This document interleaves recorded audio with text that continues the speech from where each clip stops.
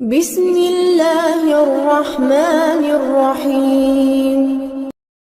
قرآن مجید نے خود اللہ والوں کی تعریف بیان کی، فرمایا وَعِبَادُ الرَّحْمَنِ الَّذِينَ يَمْشُونَ عَلَى الْأَرْضِ هَوْنًا،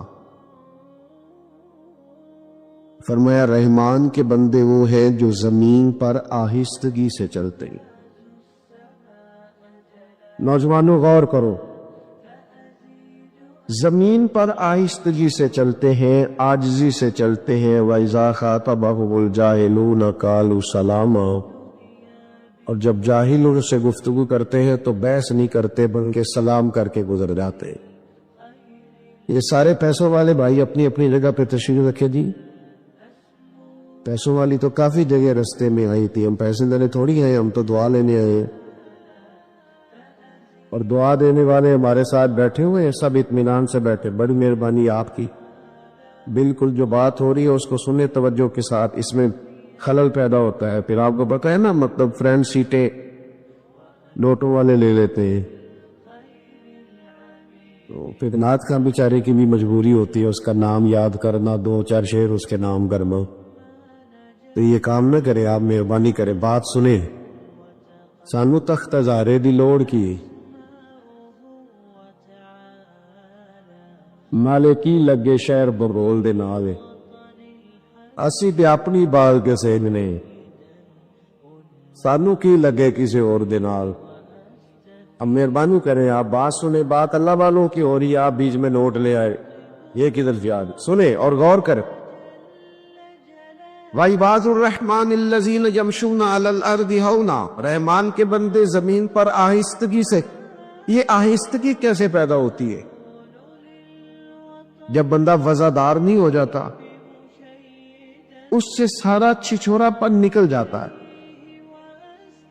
جب علم سے، معرفت سے اور راہ سلوک کی منازل کو طے کرنے سے اس کے دل میں قرار پیدا ہوتا ہے نا۔ اللہ کرے آپ موبائل کم دیکھیں، میری بات زیادہ سنیں، آمین تو کہیے گا۔ جب اس کی طبیعت میں قرار پیدا ہوتا ہے نا، یقین کامل کی دولت پیدا ہوتی ہے، اللہ کی ذات پر بھروسہ مضبوط ہوتا ہے، اس کا فہم مضبوط ہوتا ہے، وہ بے چینی سے، بے قراری سے، معاذ اللہ ہاتھ پھیلانے سے، وہ کسی کی طرف لالچ سے دیکھنے سے، ہرس سے، حوث سے، طمع سے پاک ہو جاتا ہے نا، پھر وہ وزادار ہو جاتا ہے، قناعت پسند ہو جاتا ہے۔ پھر اس کے لب و لہجے میں آپ کو کہیں بے چینی نظر نہیں آتی، تڑپتا، سسکتا، شہرت کا بھوکا، مال کا بھوکا، کہیں نہیں وہ نظر آتا۔ جب وہ وزادار ہو جاتا ہے تو پھر ذرا آہستہ آہستہ چلنا شروع کر دیتا ہے، پھر اس کی طبیعت میں ٹھہراؤ پیدا ہوتا ہے، ٹھہراؤ، کوئی شوق نہیں ہوتا، وہ کوئی چل نہیں ہوتا، کہیں اس کی طبیعت کے اندر آپ کو کوئی ایسی چیز نہیں نظر آتی جس سے محسوس ہو کہ یہ کہیں الجھ سا گیا۔ بھائیو، اللہ کے بندے آہستگی سے چلتے ہیں، بردبار ہوتے ہیں، وزادار ہو، ان کی طبیعت میں ٹھہراؤ۔ یہ جو آج بے چینی ہے، بے قراری ہے، نوجوانوں کی ٹوٹتی بکھرتی سوچیں ہیں، وسوسوں کے غلبے ہیں، پتہ نہیں کیا ٹھیک ہے، پتہ نہیں کیا غلط ہے، پتہ نہیں کون درست کہہ رہا ہے، پتہ نہیں کس کی بات ٹھیک ہے۔ اللہ کا بندہ جب ان ساری باتوں سے نکل کے یقین کی دولت پہ چلا جاتا ہے، پھر وہ ذرا آہستہ آہستہ چلنا شروع کر دیتا ہے۔ نبی کریم علیہ السلام کی طبیعت بڑی بردبار تھی، حضور میں بڑا حوصلہ تھا۔ آج نہ ہم بردبار نہیں، ہمارا دشمن، ہمارا مخالف ایک پوسٹ کرتا ہے ہمارے خلاف، ہم اپنی ساری صلاحیتیں اس کو جواب دینے میں لگا دیتے ہیں، اصل کام رہ ہی جاتا ہے، پھر سارا ٹائم لگ جاتا ہے اس کو جواب دینے میں۔ اللہ کے بندے، اتنی فرصت کس کو ہے؟ اتنی فرصت کس کو ہے کہ ہر ایک کے منہ لگے؟ آپ میں بردباری، ٹھہراؤ، حلم، رکنا، ٹھہرنا، سخت ترین بھی اگر کوئی شخص آپ کے ساتھ بات کرے تو آپ بردبار بنے، تھوڑا سا میں ہنس کے ٹالنے کا مزاج بنائے۔ اگر سب کی سطح پہ اتر کے ان سے بات کرو گے تو آپ کا کوئی معیار نہیں رہے گا زندگی میں، تھوڑا سا نا مشکات میں حدیث ہے، اب اتنے سارے بزرگ بیٹھے ہیں، اللہ قاری صاحب بھی تشریف فرمائے، اب میں کوئی یہاں حوالہ پیش کروں گا تو وہ بھی بڑا عجیب لگے گا ان بزرگوں کے سامنے، تو مطلب کیسا دستور زبان بندی ہے تیری محفل میں کہ بات کرنے کو ترستی ہے زبان میری۔ چلو میں کسی سے کوئی دو باتیں ادھار لے کے کر دیتا ہوں، اس نے کہا تھا کہ انہی کے مطلب کی کہہ رہا ہوں،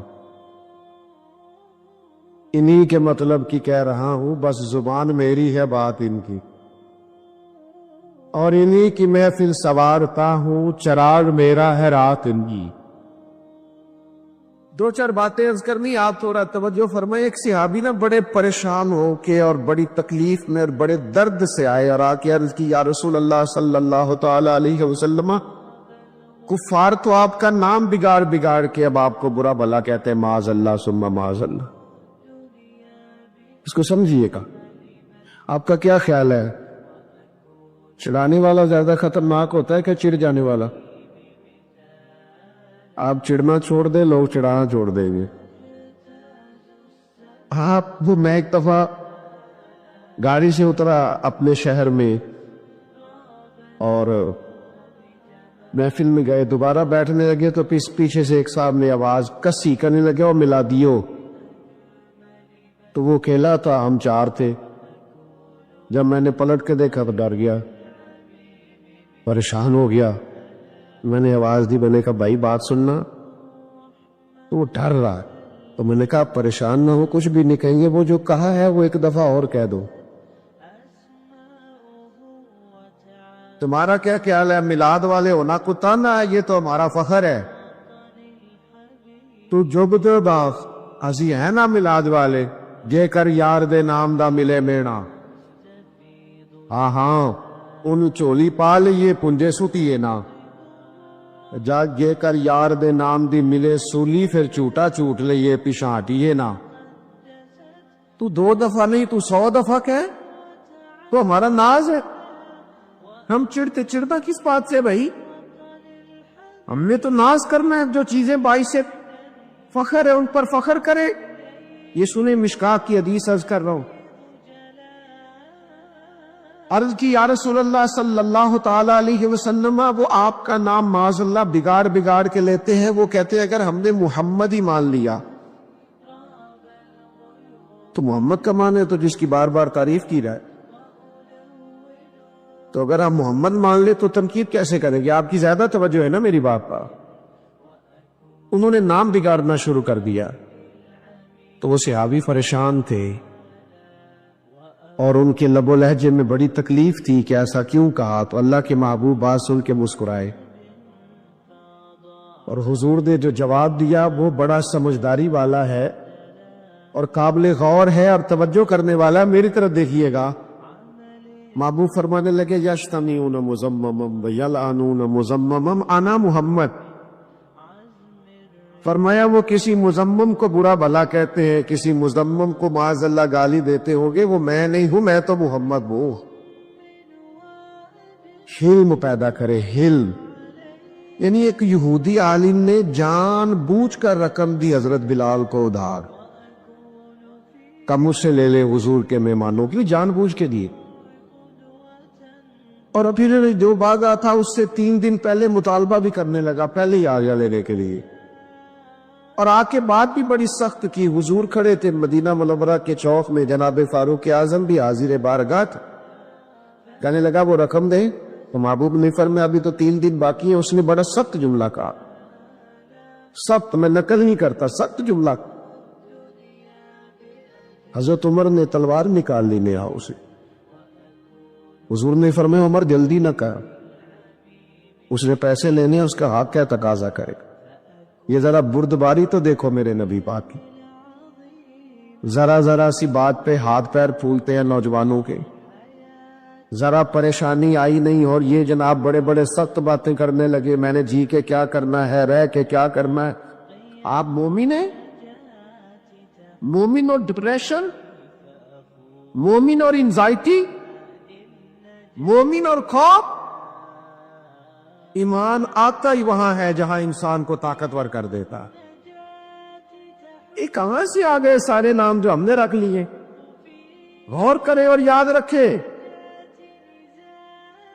اس نے بڑی سخت بات کی تو محبوب فرمانے لگے عمر اس سے پیسے لینے اس کا حق ہے، تو مجھے کیا جلدی دے دے، اسے کیا ذرا نرمی کرے، جا فلاں جگہ کھجوریں رکھی ہیں توڑ کے اس کا سارا قرض ادا کر دے، اور یہ جو تو نے ڈانٹا اور گھورا ہے نا تھوڑی کھجوریں زیادہ بھی دے دینا۔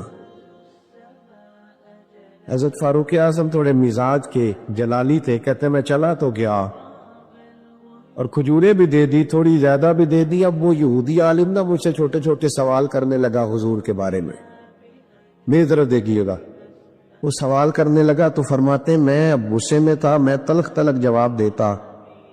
وہ سنو جوانو، وہ یہودی عالم کہنے لگا عمر یار مجھ پر جلدی نہ کر، میری مجبوری سمجھ، میں آسمانی کتابوں کو جاننے والا عالم ہوں، میں کوئی جذباتی فیصلہ کر نہیں سکتا تھا، میں نے نا آخری نبی کی جتنی علامات پڑھی تھی وہ ساری مدینے والے میں پائی جائے۔ ایک علامت حضور کی یہ پڑھی تھی کہ جیسے جیسے کوئی جہالت کرتا جائے گا نا حضور کا علم بڑھتا جائے گا، نبی پاک کی بردباری بڑھتی جائے۔ میں نے ساری علامتیں حضور میں دیکھ لی اور میری مجبوری سمجھ، میں اپنے آپ کو تسلی دینا چاہتا تھا، میں نے جان بوجھ کے ادھار دیا تھا، جان بوجھ کے پہلے تقاضا کیا تھا۔ عمر یار میرے ساتھ مہربانی کرنا، میں نے دیکھ لیا ہے جتنا حلم میں نے مدینے والے میں دیکھا ہے، جتنا ظرف میں نے حضور میں دیکھا ہے، جتنا حوصلہ کریم محبوب میں دیکھا ہے، اتنا میں نے کہیں نہیں دیکھا۔ اب اس طرح کر میرا سفارشی بن، مجھے ساتھ لے جا، میں نے حضور کا کلمہ پڑھنا۔ او بھائی کہاں اتنی بے چینی آ گئی، بے قراری آ گئی، اتنے پریشان آپ؟ میرا چونکہ دینی ماحول سے تعلق ہے اور زندگی میں بڑے بڑے مجمع مجھے دیکھنے کی اللہ نے توفیق دی، تو بعض لوگوں کو نا عادت ہو جاتی ہے میری طرح کے لوگوں کو اسٹیج پر بیٹھنے کی۔ آپ یقین کریں اپنی طرح کے بزرگوں کی بات نہیں کرتا، ان کو کبھی نیچے بیٹھنا پڑ گیا تو پریشان ہو جاتے۔ وہ خدا کے بندو، صدر ہی ہوتا ہے، والے صدر میں ہو تب بھی صدر ہے، اپنے گھر میں ہو تب بھی صدر ہے۔ بردبار بنے، حوصلہ کر۔ آپ یقین کریں کبھی صوفیاء کا اسٹیج اس پر تنقید نہ ہوتی اگر ہم نے خوشامد کا دروازہ نہ کھولا ہوتا۔ نقیب محفل کا تو یہ کہنا ہوتا تھا کہ فلاں صاحب آئیں گے، اب وہ یہ کریں گے، نعت پڑھیں گے یا تلاوت کریں گے یا بیان کریں گے، لیکن وہ قصیدہ خوانی، وہ القابات کی بھرمار، وہ تو حوصلہ تو کر، تھوڑا برد پار تو بن۔ خوشبو بتایا نہیں کرتی، خوشبو تو آیا کرتی ہے۔ اگر کوئی چیز ہوگی تو پتہ چل جائے گا۔ یہ چھلک کے بتانا اور کھل کھل کے بات کرنا اور اظہار کرنا اور کوئی تعریف نہ کرے تو اپنی کرنے لگ جانا۔ شکر ہے جی اللہ کا، فلانا کام بھی میں نے کیا، تو نہ تعریف کر، یہ کسی کو کرنے دے، یہ ٹھیک نہیں رہے۔ تھوڑے بردبار بنے، تھوڑا حوصلہ۔ اللہ والوں میں نا حوصلہ بڑھ پلک، بھلا کتنا حوصلہ ہوتا ہے اللہ والوں میں، یہ ایک اللہ والے نے بتایا ہے۔ حضرت سلطان باہو فرماتے ہیں اللہ والوں کا سینہ اتنا بڑا ہوتا ہے کہ دل دریا سمندروں ڈونگے تو کون دلا دیا جانے۔ اور ایک مقام پہ فرمانے لگے 14 طبق ساڈے دلے دے اندر، اسی تمبو وانگو تانے۔ بھائی تھوڑا ٹھہراؤ پیدا کریں، میں کیسے آپ کے سامنے یہ بات رکھوں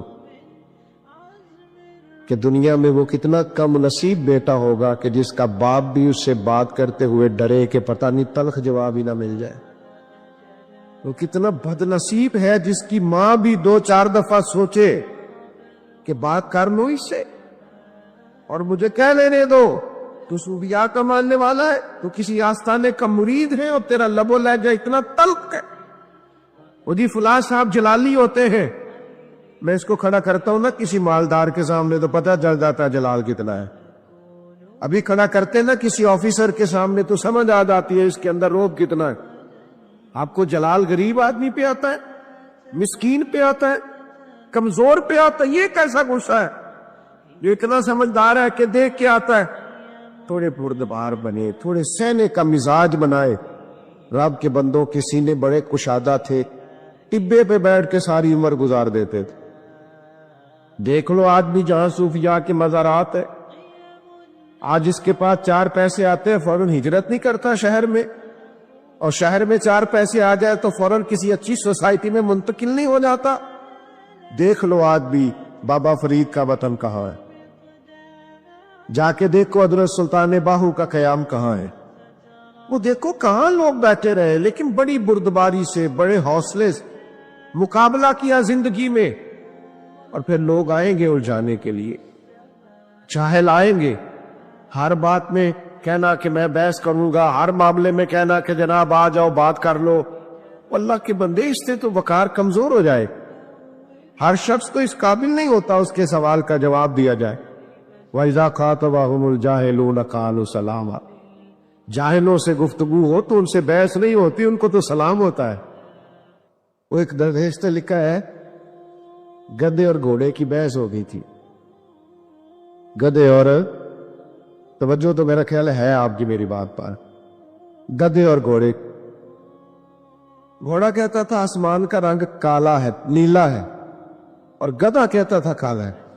آج وہ گدھا, وہ کہتا تھا کہ رنگ کالا ہے. وہ گھنٹوں بحث ہوتی رہی. بالخصوص یہ سمجھانے کے لیے مثال ہے, بالآخر وہ مقدمہ شیر کی عدالت میں چلا گیا. شیر نے دونوں کی بات سنی اور شیر کہنے لگا کہ آسمان کا رنگ تو نیلا ہوتا ہے, بات گھوڑے کی ٹھیک ہے, لیکن گھوڑے کو عمر قید کی سزا بھی ہے. اس نے کہا بادشاہ یہ بھی تاریخ کا انوکھا فیصلہ ہے کہ بات بھی میری ٹھیک ہے اور سزا بھی مجھے ہی ہے. کہنے لگا سزا اس بات کی نہیں کہ بات تیری ٹھیک ہے, سزا اس بات کی ہے کہ تو نے گدھے سے ہی بحث شروع کر دی. تمہیں کہ نہیں پتا گدھا ہے, گدھوں سے بحث, تو گدھے سے بحث کر رہا ہے, کیسا نادان آدمی. گدھوں سے بحث اللہ کرے آپ کو سمجھ آئے. بھئی علماء کریں گے تاکہ آپ کے لیے کبھی بات کرنی ہو, ہم ہر وقت الجھے رہیں. مذہب کو دنیا میں بحث کے لیے نہیں آیا, عمل کے لیے آئے. آپ عمل کا راستہ کھولیں, آپ دیکھیں آپ کے لیے قابل عمل کون سی چیز ہے, اس پر عمل کریں. بحث نہیں, الجھاؤ نہیں, ہر بات کے اندر گفتگو نہیں. اگر آپ پڑھے لکھے بھی ہیں, دلائل بھی رکھتے ہیں, آپ کے پاس بڑی بڑی براہین ہے, تو ٹھیک ہے بھائی, سارا کچھ ہوگا. لیکن یہ اسلحہ, یہ جو طاقتور چیزیں آپ کے پاس ہے, یہ کسی میدان کے لیے سنبھال کے رکھے, یہ کبھی کام آئیں گی.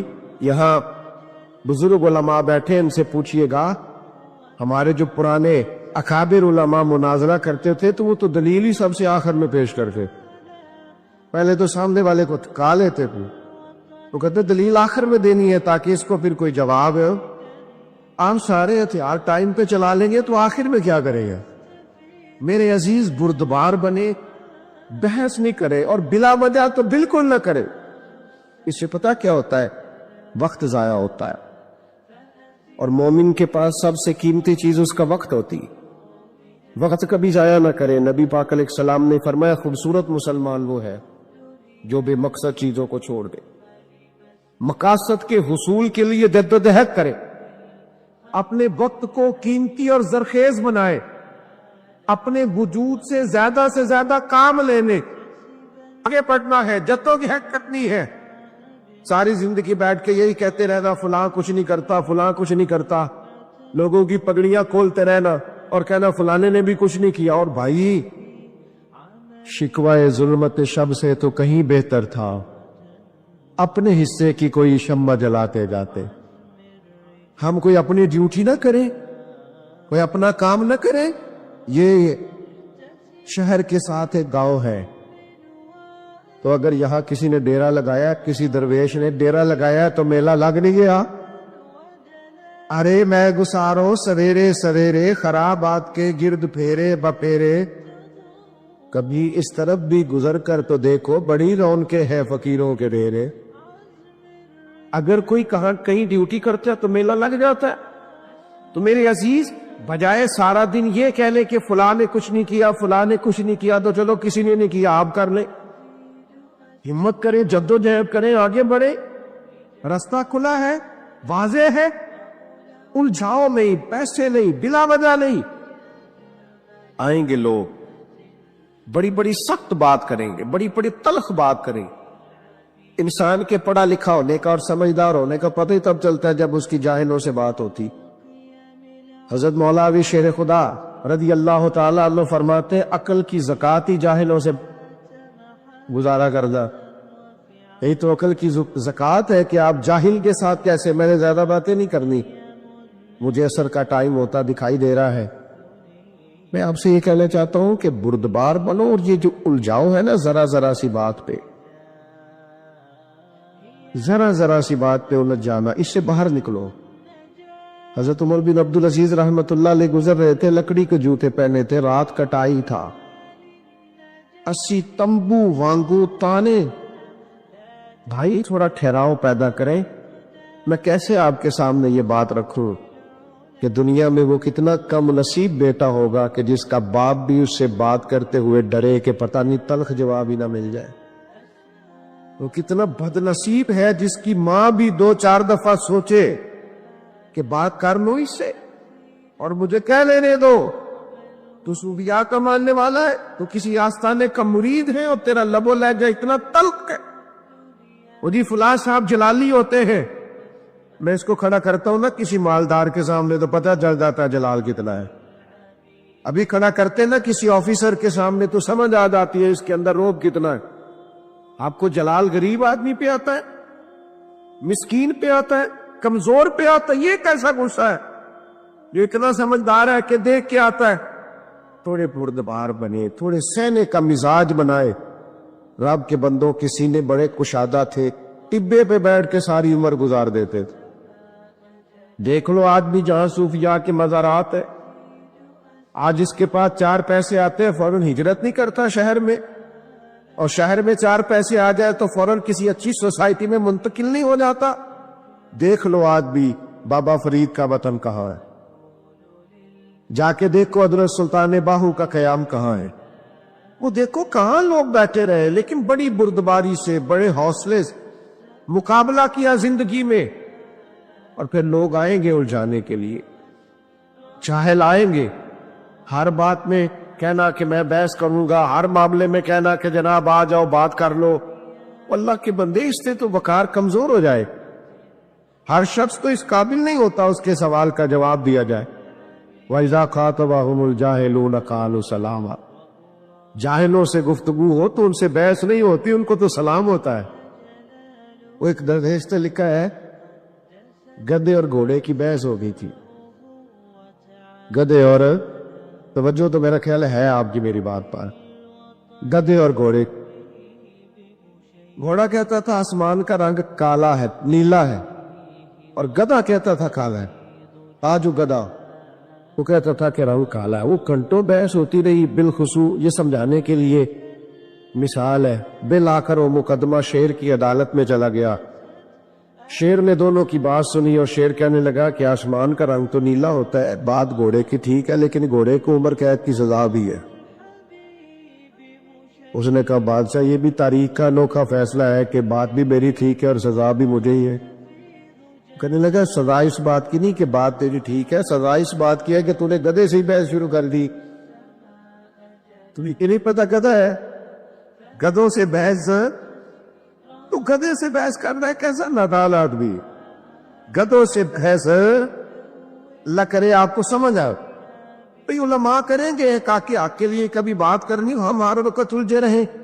مذہب کو دنیا میں بحث کے لیے نہیں آیا، عمل کے لیے آئے. عزیز دوستو، جس طرح ایک شرک اکبر ہے نا کہ اللہ کے ساتھ کسی کو عبادت کے لائق سمجھنا، اسی طرح ایک شرک اصغر بھی ہے. وہ ہے تصنع کرنا، بناوٹ کرنا، ریاکاری کرنا، دکھلاوا کرنا. اس کو بھی شرک اصغر کہا گیا.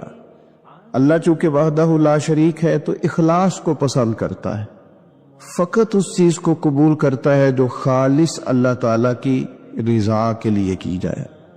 ساری زندگی انسان کسی چیز کو دین سمجھ کر کرے لیکن اس میں تصنع پیدا کر لے، ریاکاری اور دکھلاوا پیدا کر لے، اللہ کی بارگاہ میں وہ قابل قبول نہیں. تھوڑا کام کیا جائے، لیکن فقط اللہ کی رضا کے لیے کیا جائے۔ آپ دیکھیں کہ اگر امام غزالی ایک بڑی خوبصورت مثال لکھتے ہیں، وہ فرماتے ہیں کہ ایک ریاکاری کی مثال یوں سمجھو، ریاکاری پر سزا ملنے کا معنی یوں سمجھو کہ ایک پہرے دار سے ایک بادشاہ بڑا راضی تھا کہ یہ تو رات بھی ساری کھڑا رہتا ہے اور میری حفاظت کے لیے تلوار اس لیے تانی ہوتی ہے۔ بادشاہ بڑا اس سے خوش تھا، انعام و اکرام دینا چاہتا تھا اور دیتا بھی تھا، لیکن اچانک بادشاہ کو اگر یہ خبر ملے کہ یہ جو پہرے دار رات بھی ساری جاگتا رہتا ہے یہ میرے لیے نہیں جاگتا بلکہ معاذ اللہ اس کی تو کسی کنیز پر نظر ہے، اس لیے اس نے رات کی ڈیوٹی طلب کی، تو فرماتے ہیں اب بتاؤ بادشاہ اسے کیا سزا دے گا؟ اس نے کتنا اعتماد کیا، کتنا اس نے اس کے ساتھ محبت کی، کتنا اس سے پیار کیا، وہ کیا نکلا؟ ہمارا بھی یہ معاملہ ہوتا ہے کہ ہم اگر کسی شخص پر بڑا اعتماد کرتے ہیں، اس سے بڑی محبت کرتے ہیں، لیکن اگر ہمارا اعتماد ٹوٹتا ہے ہمیں تکلیف ہوتی ہے۔ نبی پاک علیہ الصلوۃ والسلام نے فرمایا سب سے بڑی زیادتی یہ ہے تمہارا اپنے بھائی کے ساتھ ظلم، یہ ہے کہ تم اس کے ساتھ کسی معاملے میں جھوٹ بول رہے ہو اور وہ تمہیں سچا سمجھ رہا ہو، یہ بڑا جھوٹ ہے تمہارا۔ مخلص زندگی جو ہوتی ہے نا، اخلاص والی، وہ قابل قبول ہوتی۔ اپنی زندگی سے ہر قسم کے تصنع کو ہٹائیں، ہر قسم کی بناوٹ کو ہٹائیں، ہر قسم کی جو ظاہری زیب و زینت ہے، جو ملمس سازی ہے، اس کو دور کریں۔ دینی کام بھی اگر اللہ کی رضا کے لیے نہ کیا جائے تو وہ دنیا بن جاتا ہے، اور اگر بظاہر وہ کام دنیا کا ہو لیکن کیا رب رسول کی رضا کے لیے جائے، اللہ رسول کی رضا کے لیے۔ دیکھیں نا، ایک آدمی تجارت کر رہا ہے، بظاہر تو وہ کاروبار کر رہا ہے، پیسے کما رہا ہے، بظاہر تو وہ کام کر رہا ہے جس کو عام مفہوم میں لوگ دنیا داری کرنا کہتے ہیں، لیکن حضور علیہ السلام نے فرمایا جو سچا تاجر ہوگا نا، سچا تاجر، اللہ قیامت کے دن اسے نبیوں کے ساتھ جگہ عطا فرمائے گا۔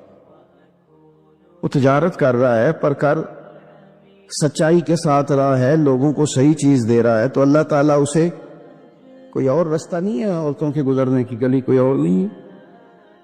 ادھر انتظام کیا نا، اس لیے نہیں بڑا جی کہ سارے دوستان گئے رہے پیچھے چل جاؤ، لیڈیز ادھر ہوں گا، تو یہاں سے کوئی راستہ رکھا ہے نکلنے کا عورتوں کا؟ عورتیں ادھر بیٹھ رہی ہیں، ہاں تو ادھر سے رہی ہے نا جی وہ اس گلی سے آ رہی ہیں۔